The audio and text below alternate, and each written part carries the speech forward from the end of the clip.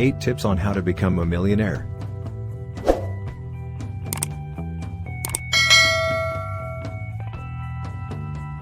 One. Avoid debt. Only use debt to build equity or income streams. 2. Invest early and consistently. Time is your greatest asset. If you save $500 monthly compounded at 10%, starting at age 20 you would have $3,162,039 by age 60.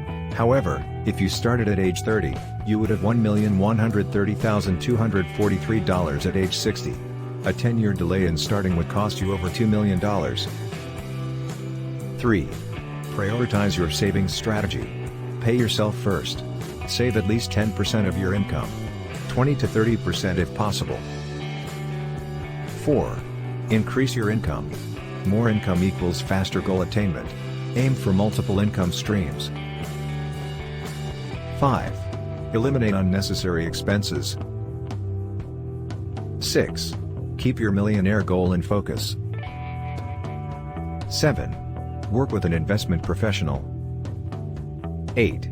Automate your plan.